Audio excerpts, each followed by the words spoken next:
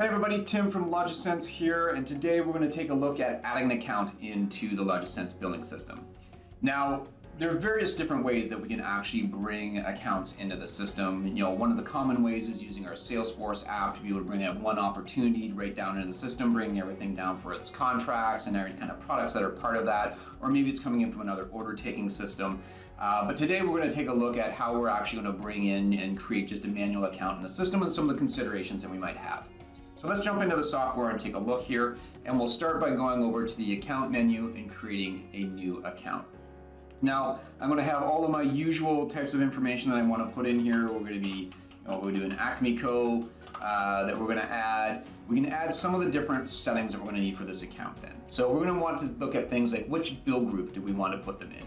How do they want to be billed? So these different bill groups might have different ways that they bill. Maybe it's an anniversary billing, the 15th of the month, the 1st of the month. Maybe you've got different types of bill groups that this customer should be part of. So we're going to choose the first bill group.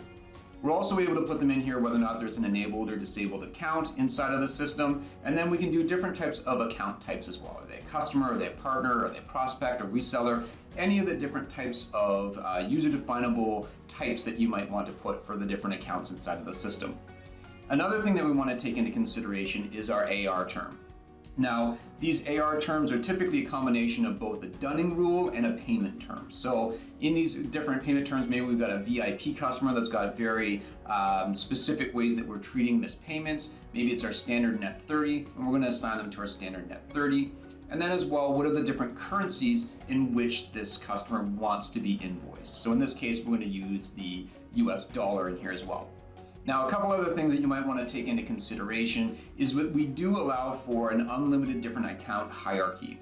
Now, that means you might want to be able to separate the billing of this account. Maybe all of the subscription charges are going to roll up to a parent account that's covering all the different subscriptions. And any of the usage and overages are going to be charged to each of the different individual accounts. Or maybe every single account is going to pay for their own different invoices. So we can see here that we've got things for our subscription charges. It's going to be this account. We'll leave it at that. Our usage charge is going to go to this account to another account. And when we select another account, it's going to allow us to choose something out of the hierarchy that we have for this customer. So we can go ahead and save this. If we want to add contacts, we can do that at this point as well, but we're going to save this account into the system.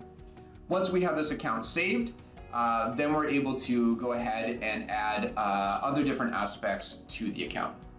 Now, this is going to bring us to our settings area where we can fill in some of the stuff that we just filled in from the different billing aspects. Here we can also take a look at different things that we might want to be able to do, like how do they want to actually receive their invoices? Are they going to be emailed? Are they going to get a hard copy? Are they going to come back to a portal to be able to see those different pieces? Other different information about the account that we've filled in here. Maybe they've got a customer specific rate plan that they have negotiated, that they're always supposed to get these certain rates off of the type of usage that they might be purchasing from us. And then any different types of taxation information. Are they tax exempt? What's their category? What are the different rules that we might need to have for this account?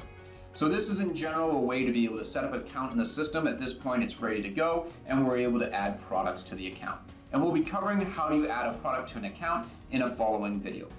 So thanks a lot for joining us, and we hope to see you in other videos in this series.